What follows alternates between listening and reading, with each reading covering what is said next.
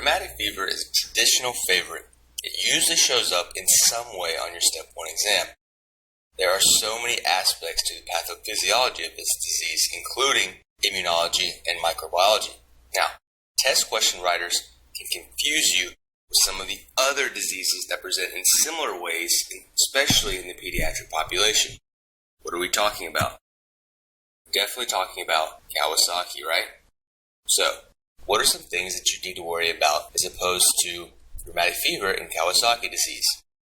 Remember, they have that desquamative rash, and by desquamation, it means that the actual palms and soles are involved. So the rash is usually mucocutaneous, and it definitely has to involve desquamation of the palms, definitely the soles.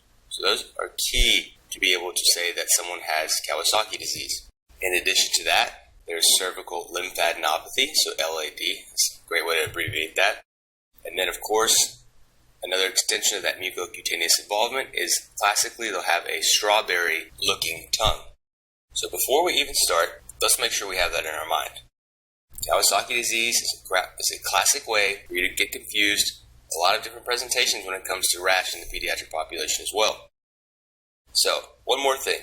We need to understand that there's a difference between scarlet fever and rheumatic fever. So, if we put rheumatic fever here on the patient's left and scarlet fever here on the patient's right, we can kind of go through them and discuss them. So scarlet fever is named exactly so because many patients literally turn scarlet colored. So scarlet is kind of like the color of that pen ink, really red, right? And this is kind of like a hypersensitivity reaction to an erythrogenic toxin from the group A Streptococcus species. Now, since it's a hypersensitivity-like reaction, that means that a kid had to be infected once for the initial exposure to this antigen or toxin, and then they are infected again, and the immune system reacts to seeing that same toxin again. Again, that is the fundamental pathophysiology behind scarlet fever. Now, scarlet fever usually first shows itself in a kid with, again, here's another situation where we have a strawberry tongue. Well, we just had that in Kawasaki disease, so that can be a great way for test examiners to confuse you. The thing about the scarlet fever is that they have a scarlet-colored sandpaper, and that is a particularly unique description of a rash. When you hear it, that should make you think about scarlet fever. So they have a sandpaper-like rash, and it is very unique in the sense that the rash will also desquamate, and we keep on using that word, so let's write it out. So there's desquamation, so we lose our epithelial component of the epidermis because there's a hypersensitivity-like reaction that causes cleavage of the connections between the cells of the epidermis. Now, what is important to understand is that this desquamation here that we just talked about, it does not involve the palms, and it does not involve the soles of the feet. So that helps us differentiate between Kawasaki disease. Kawasaki disease usually has a desquamative rash that involves the palms and soles, while scarlet fever has a sandpaper-like rash that will eventually desquamate. It does not involve the palms or the soles. Now, acute rheumatic fever. So acute means that it happens very quickly and in a short time frame. Acute rheumatic fever is a very different beast than scarlet fever. Pathophysiology is different. Acute rheumatic fever is also a consequence of this group A strep, so they share this component together. It is a reaction by the immune system towards group A strep antigens, except that instead of a hypersensitivity-like reaction, this is antibody-mediated. So this is an antibody component, and that means that we have a little bit of a time lag, and that's why it usually takes 4 weeks for this to present. The whole thing is this concept of molecular mimicry that occurs due to antibodies being generated against cardiac antigens that were exposed to the immune system. So, what does acute rheumatic fever classically present like? Well, we have a criteria called the Jones criteria, and this is a component of arthritis, carditis, chorea, subcutaneous nodules, and erythema marginatum. Now, a great way to think about this is to actually think about the bacteria. So let's think about Streptococcus pyogenes. Sorry for the handwriting. I do not have my stylus with me, so I hope that you guys are okay with this. Now, what do we know about the Streptococcus pyogenes? It's a group A strep, and we know they have a bunch of scary virulence factors that contribute to the pathogenesis and presentation that you would see with this disease. Now, for example, Streptococcus pyogenes also has a toxin called streptolysin. Now, what can I tell you about streptolysin? Well, you probably already know a lot about it, but let's review. It's an exotoxin that binds to cholesterol. Where's cholesterol found? In the plasma membrane of a lot of cells, right? And it's particularly targeting red blood cells, neutrophils, and platelets.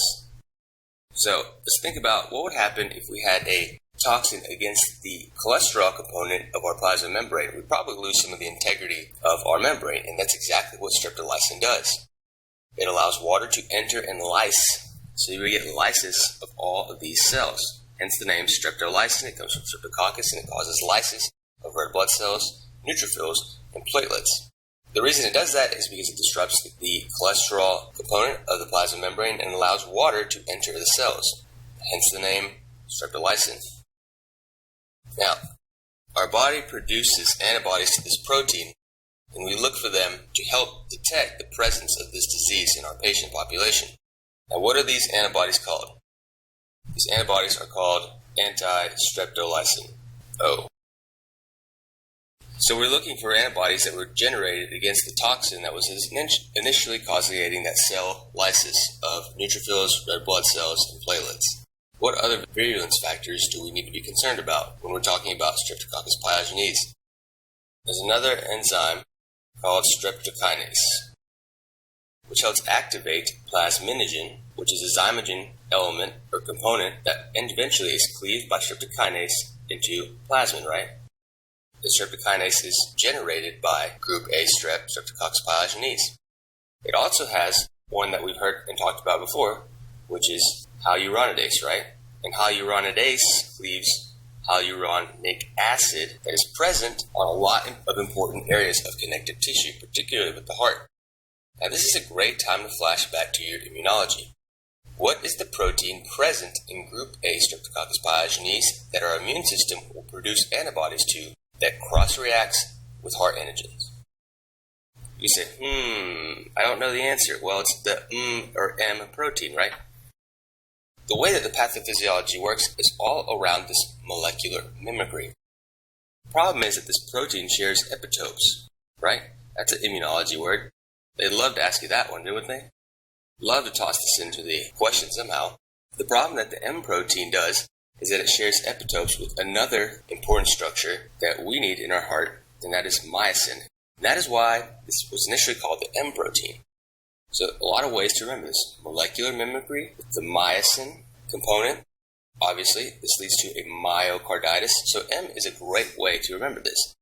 Molecular mimicry to myosin by the M protein. Our immune system will cross-react with our myosin because it wants to target the M protein, which is a component of the Streptococcus pyogenes species. And then we get a myocarditis.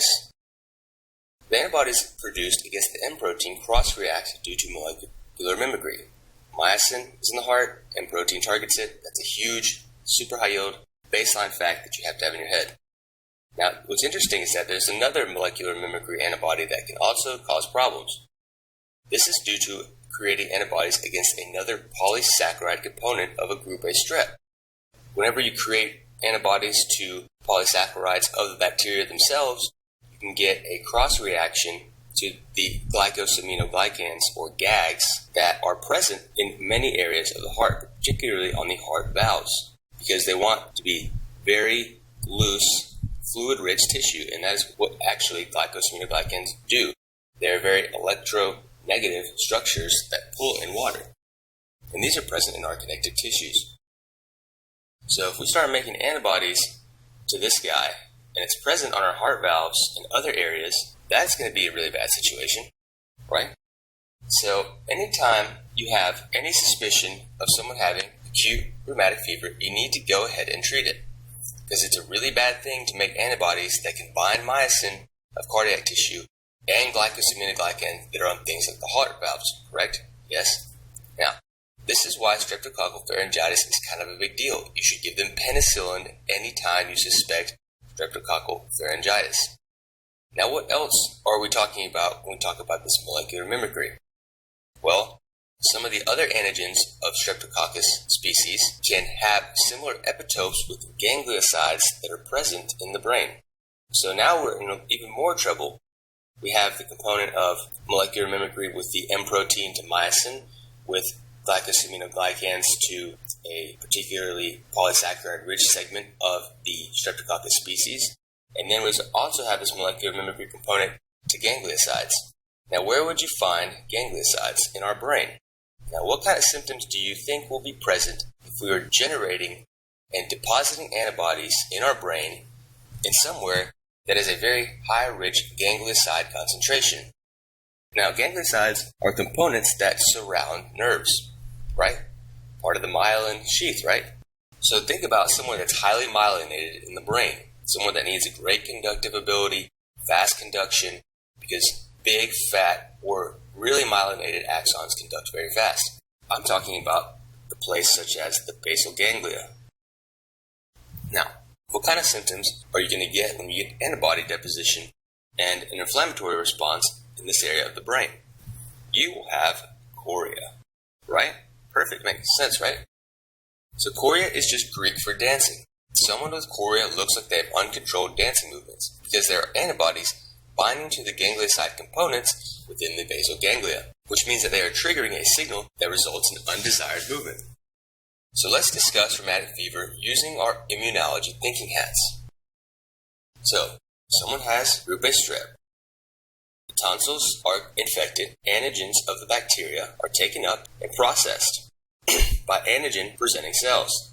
Antigen-presenting cells activate CD4 T cells to become helper 2 T cells, induce the activation of B cells to be specific for a certain type of antibody response, and then they differentiate into a plasma cell population that will just start cranking out antibodies like it's their job. Wait a second, that is their job.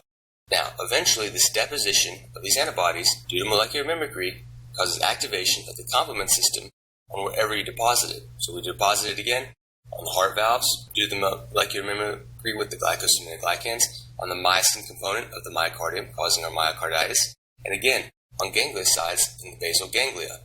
That's pretty easy to remember. Ganglioside, ganglia, molecular mimicry, causing chorea, or uncontrolled dancing movements. Now, what's important for us to understand is how the rheumatic fever can lead to sequelae over time. So if you have chronic activation and inflammation on your heart valves, this leads to, obviously, fibrosis and thickening of your heart valves. So if you imagine a heart valve, and you always put antibodies on it, eventually you're going to have a fibrotic response because that is how the heart heals. Now, you must understand that there is a 10 to 20 year difference, right? Acute rheumatic fever and then having the sequelae such as a fibrotic heart valve is a 10 to 20 year gap. It's not just going to happen immediately. So let's talk a little more about this. The acute phase of rheumatic fever usually presents 10 days to 6 weeks after the initial infection. It is super important to know that pharyngeal swabs for the group A strep in the throat will be negative by the time you hit this window of acute rheumatic fever, 10 days to 6 weeks. Your patient will most likely be under the age of 15 in your vignette, and in order to diagnose someone with rheumatic fever, you must fulfill those Jones criteria, right? And this is the way I like to write the Jones criteria. The Jones criteria includes a migratory polyarticular arthritis, and you can remember that because of joints. And it's migratory because it shifts from joint to joint. Polyarticular. Articular means where the articular surfaces of the joints, so this means that it involves multiple joints because poly is many, and it's an arthritic-like component, so there is inflammation of the joint. You get the carditis, which I remember with this little drawing, which is the myocarditis component, again from the molecular mimicry of M protein towards the myosin element of our sarcomeres. We get subcutaneous nodules, and I like to think about that as inflammation from the antibodies depositing in the papillary dermis. Whether this is the actual case or not, I'm not 100% sure, but that is the way I like to think about it in my mind, and it helps me remember how it's antibody mediated and with generation of nodules. Now for the E, that's our erythema marginatum, which is also another skin component of this disease. And it is named so because the margins of these lesions are very erythematous, right? There's a high color difference between the red border and the central, usually clear area of the lesion. And again, this is also easier to remember because it can also be caused by a response to an erythrogenic toxin that's also produced by group-A strep. The rest of the signs and symptoms are easily remembered if you think about how we just turned on our immune system against ourselves due to this molecular mimicry that happens in immunology. So anytime you activate your immune system, you're obviously going to have fever and an elevated ESR. Due to the production of antibodies and inflammatory proteins, you'll also have high levels of fibrinogen and CRP, C-reactive protein. So one of the things that we hear a lot is this ESR. It's important to understand what it actually means. Let's quickly illustrate what we're talking about. So to measure the ESR, now it's all standardized and there's a machine, but let's say we're back in the old days and we're actually in the lab doing this. So an elevated sedimentation rate means that there's an increase in the rate that things are sedimenting, right? So let's quickly draw what we're even talking about. So there are red blood cells in this test tube, and these are all red blood cells. We just said that when we activate our inflammatory response, we generate a bunch of proteins such as fibrinogen and CRP. There's a lot of acute phase reactants that are generated. Where are they going to go? They're going to go in the blood, and they're also going to interact with these red blood cells. So while some red blood cells, if you were to take this, would be able to sediment to the bottom, usually red blood cells repel each other, right? That makes sense. You don't want red blood cells sticking to each other. They usually have charges that cause them to stay away from each other. And it takes a long time for erythrocytes to settle towards the bottom because normally they repel each other due to the electronegative charge they have. So usually red blood cells take a pretty good amount of time to settle at the bottom or sediment, right? This is great because we usually don't want red blood cells to stick to each other, so think about it in that way. Now, if we have a bunch of inflammation and there's fibrinogen around, think about fibrinogen sticking and covering and coating these red blood cells. What is that going to do? That's going to create a little bit of a problem because we kind of cover up some of the electronegative charge that allows red blood cells to repel each other, and you're coating each red blood cell with sticky fibrinogen. And now these red blood cells are going to stack against each other, and they're going to make a formation called a rouleau formation. You usually classically hear this with multiple myeloma, but a rouleau formation can actually happen in any situation in which you disrupt the normal repulsive forces between red blood cells. So again, in the situation of any type of inflammation, you can have acute phase reactants generated. One of those is definitely going to be fibrinogen. Fibrinogen can stick to the outside of red blood cells and eliminate electronegative repulsive forces, causing a rouleau-like formation that looks like a bunch of poker chips. Now, obviously this is able to sediment at a much faster rate than individual red blood cells. Obviously, yes? Great. That's why you have an increase in your erythrocyte sedimentation rate. So, now, it's great that we visualize that. You have an increased erythrocyte sedimentation rate because of the rouleau formation. You lose the normally repulsive forces between red blood cells. They have no reason not to sediment at the bottom of the test tube really fast. And that is why your rate or velocity of this happening is increased. Now, how that works is important, but we need to get back to rheumatic fever. The deposition of these molecular mimicry-capable antibodies in the skin is what causes the subcutaneous nodules. The deposition of antibodies into the synovial membranes of our joints causes arthritis that moves from joint to joint, which is migratory, polyarthritis. Now, even though if we know all this Jones criteria, we know the difference between acute and then a later presentation and scarlet fever, we still need to know some imaging and histology, because that is a great way for them to ask you about this disease. We need to be able to understand and recognize what we see on microscopy and then relate it back to the pathophysiology we just discussed. Oh, okay, great, cool, easy? No, this is a hard thing to do. Now, when you look at this slide, it just looks all the same, doesn't it? What are we looking at? These are Aschoff bodies. These are granulomatous, so it's like a granuloma, like you would see in any other type of disease where you have a granuloma, non-caseating. And these granulomatous nodules are within the heart. They're composed of T cells, T and B cells, so lymphocytes, plasma cells, and a bunch of abnormal macrophages called NHCal cells. So these are abnormal macrophages that you would see within an Aschoff body. Let's look at these cells a little bit closer. The NHCal cells are macrophages that have highly condensed chromatin within them. As you can see, these kind of look like little caterpillars, right? So these abnormal NHCal cells are just abnormal macrophages with highly condensed chromatin in a linear fashion that makes them look like caterpillars. Sometimes these are called caterpillar cells. When these abnormal macrophages with condensed chromatin fuse together, then you call them Aschoff cells. So if you take a bunch of these caterpillar cells, which are NHCal cells, and put them all together, because that's what macrophages do when there's a bunch of inflammation for a long period of time, you can have fusion forming giant cells. In this situation, when these caterpillar cells or NHCal cells fuse, they become very dense-looking Aschoff cells. So it's confusing, but it's important to note that NHCal cells become Aschoff cells, and an area that is including T and B lymphocytes, plasma cells, in addition to the NHCal cells and Aschoff cells, is called an Aschoff body. Excellent. Let's continue and move on to another high-yield subject for you guys.